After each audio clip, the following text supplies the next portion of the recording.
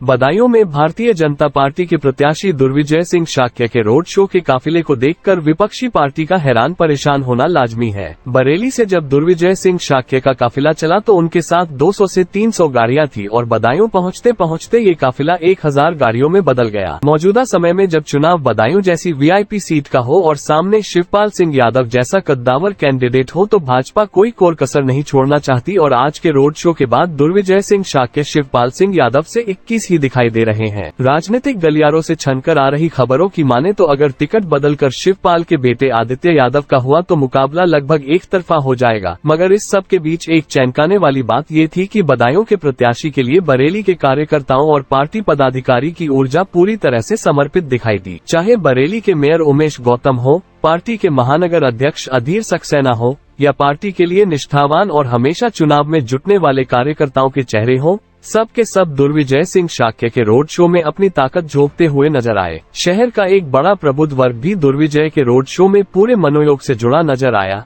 इसके पीछे प्रत्यक्ष और अप्रत्यक्ष कारण है दुर्विजय का सरल सहज स्वभाव और लंबे समय से बदायूं मूल के होने के बावजूद बरेली में निवास होना, ब्रज क्षेत्र की अध्यक्षता और कार्यकर्ताओं से जुड़ाव तो है ही, लेकिन इसके पीछे जो एक अप्रत्यक्ष कारण था वो ये कि वर्तमान बरेली लोकसभा में घोषित प्रत्याशी छत्रपाल गंगवार का सीधा कोई सोशल इमोशनल कनेक्ट अभी बरेली के ऊर्जावान कार्यकर्ताओं से नहीं है। संतोष गंगवार का टिकट बदले जाने के बाद बरेली लोकसभा के सियासी गलियारों में सन्नाटा नजर आ रहा है।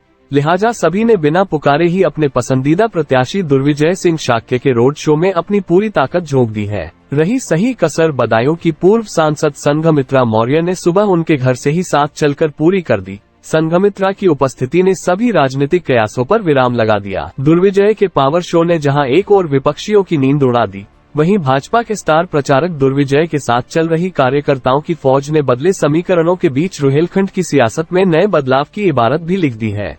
जो मैं यहाँ अपनी जन्मभूमि पर आया हूँ तो ये जो 4.5 घंटे का सफर 1 घंटे का सफर 4.5 घंटे में तय करके आया है, ये बता रहा है, स्पष्ट संदेश दे रहा है कि बदायूं में इस बार जो वो मानते हैं कि हमारी बपौती है, हमारा घर है, हमारा गढ़ है, उस गढ़ में ही इस बार उनको मात देंगे। वैसे बदायूं में दे सके, पहले ही दे चुके हैं। जहां पिछली बार एक आध विधानसभा में हार गए थे, मैं निश्चित भरोसे के साथ कह रहा हूं इस बार उन विधानसभाओं में भी हरा कर देखिए।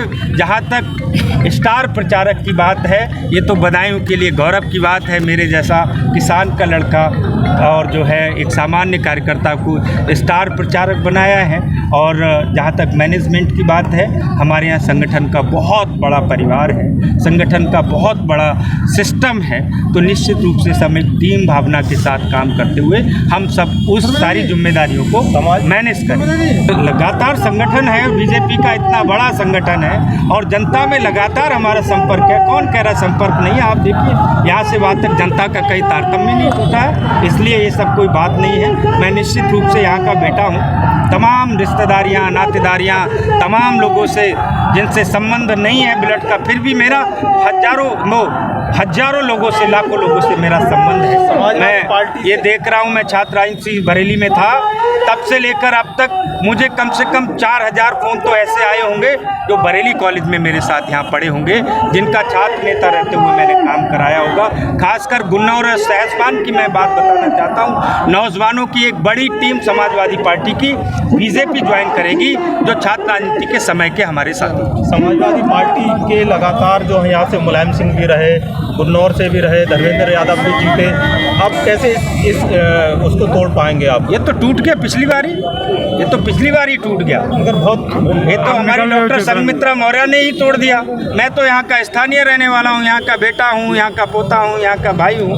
तो निश्चित रूप से जो आदरणीय मोदी जी का युग है, ये आदरणीय मोदी जी का युग है। 2014 के बाद जो है पूरे देश भर में मोदी जी की लहर चल रही है और जिनकी बात कर रहे हैं उनकी पहचान गुंडई की है।